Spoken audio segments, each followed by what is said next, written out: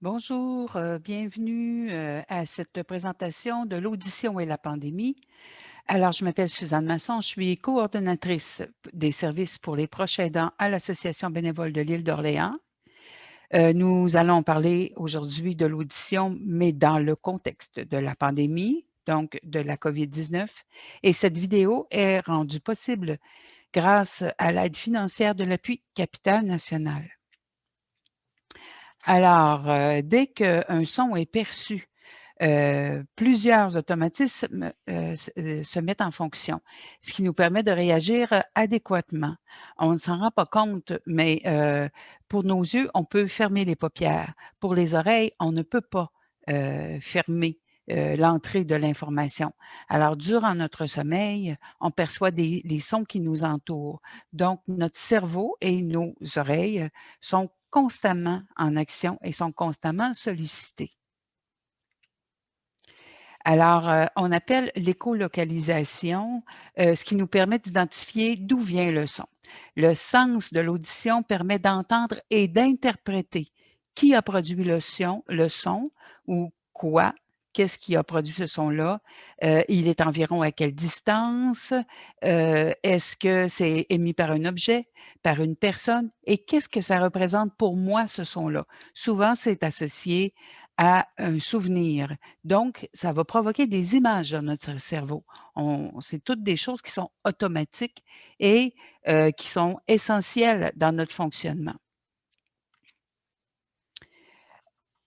On s'en aperçoit pas toujours et on a l'impression que la perte graduelle de l'audition va arriver très tard dans la vie. Par contre, aux surprises, c'est à partir de la trentaine qu'il y a la perte de certains sons. Donc, entre le 30 et 40 ans, c'est vraiment la période la plus importante du début de la perte de certains sons. Donc, on va mélanger, comme ici dans l'exemple, on donne belle et pelle. Alors, c'est des choses qui vont arriver, qu'on va mélanger des mots. euh, et c'est normal. On va perdre des sons, moins distincts ou plus éloignés, plus subtils, comme les tic-tac d'horloge et les consonnes, ce qu'on appelle les consonnes douces, F, S, ch, P, T, B, Z. Alors, c'est ce sont des sons qui sont souvent, ils vont glisser, à travers les mots. Donc, on va perdre le sens parfois de ce qui est dit et les sons aigus vont aussi, être des choses qui vont venir nous déranger. Attendez un petit peu.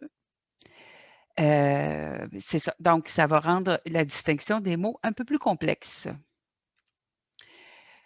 La perception des sons, donc, on vient de le dire, c'est essentiel pour notre vie, notre survie. En plus de communiquer des éléments de notre environnement, les sons vont stimuler notre cerveau. Souvent, on va dire, pour stimuler le cerveau des gens, faites des exercices intellectuels comme des mots croisés, des mots mystères, des casse-têtes. Par contre, la musique, va être une stimulation importante pour notre cerveau. C'est ce qui fait que plusieurs études nous ont amenés à utiliser la musique pour des cas de confusion ou de troubles, de confusion comme, la maladie d'Alzheimer, le Parkinson.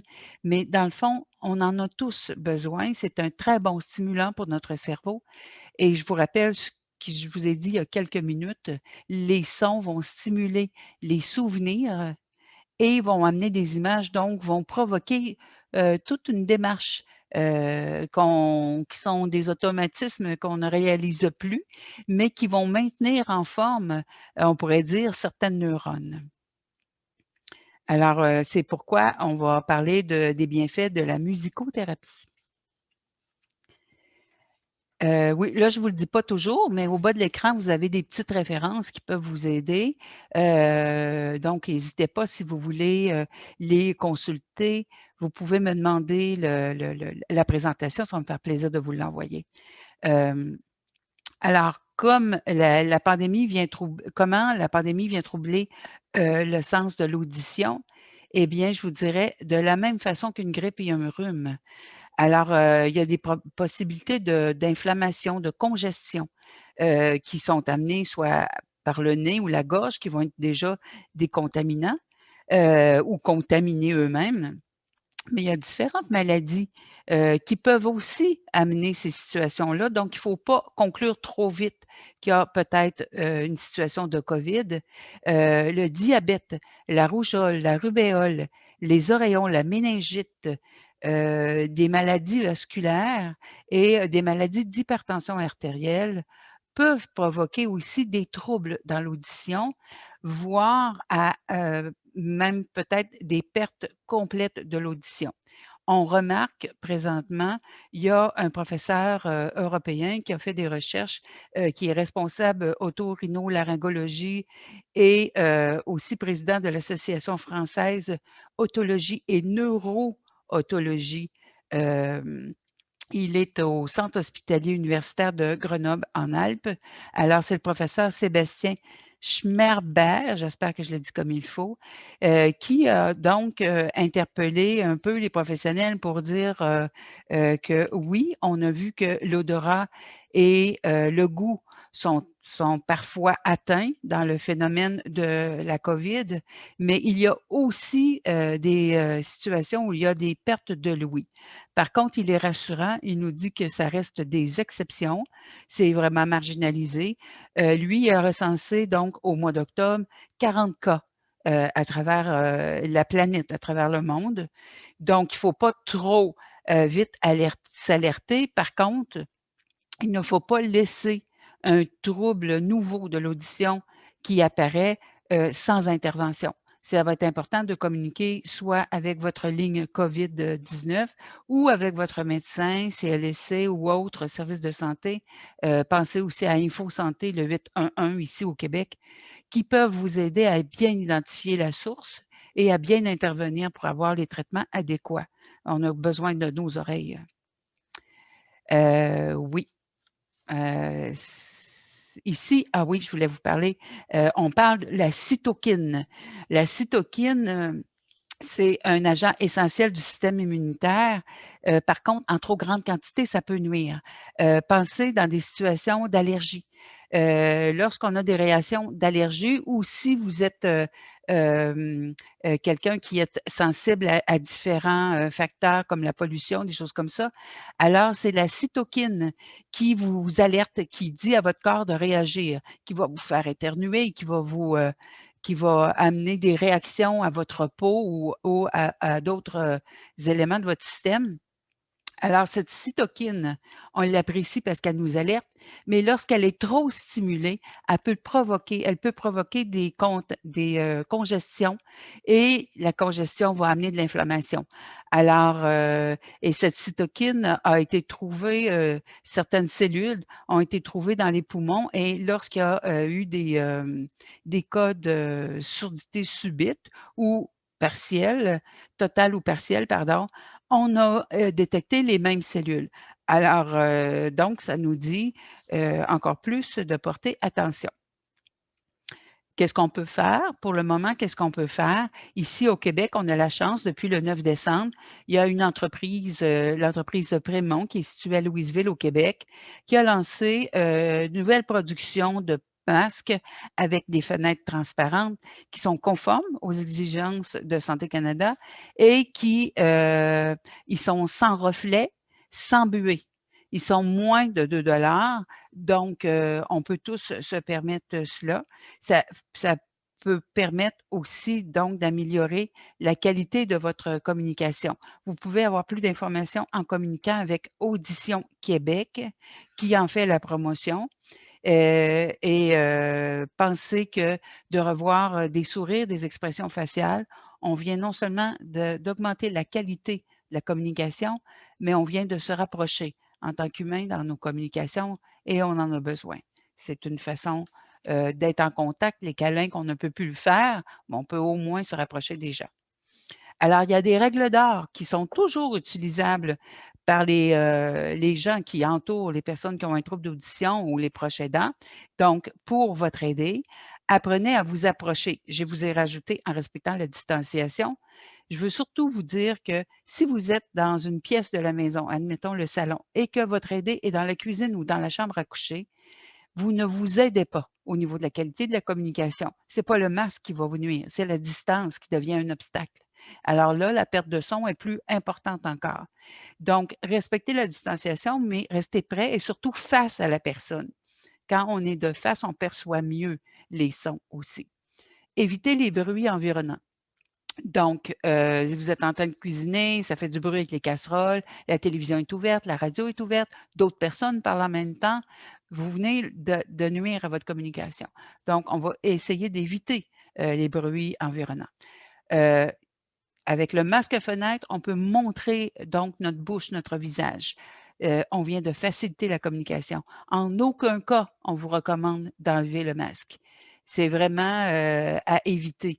Rappelez-vous que le virus de la COVID-19 utilise les portes d'entrée qui sont bouche, nez, oreilles, yeux. Alors, on veut vous protéger le plus longtemps possible, votre nez, votre bouche et celle de votre aidé aussi. Parler lentement. Je crois que et vous voyez, moi, j'ai un débit rapide, il faut que j'y pense pour ralentir mon débit. Il y a aussi que lorsqu'on parle plus lentement, on articule davantage. C'est une situation très mécanique. On a des automatismes, il y a des sociétés, des cultures qui parlent plus rapidement que d'autres. Alors, soyons alertes et aidons-nous à communiquer, d'une façon plus efficace. Je vous ai mis la bibliographie pour vous aider à aller un peu plus loin si vous avez besoin ou si ça vous intéresse d'approfondir le sujet. Vous avez vu aussi dans les différentes diapositives, il y avait plusieurs, liens qui étaient mis. Je vous rappelle que ma façon de fonctionner, je ne suis pas médecin, donc je fouille dans toutes les recherches et dans toutes, les sources de communication que nous avons pour pouvoir faire le point sur la situation.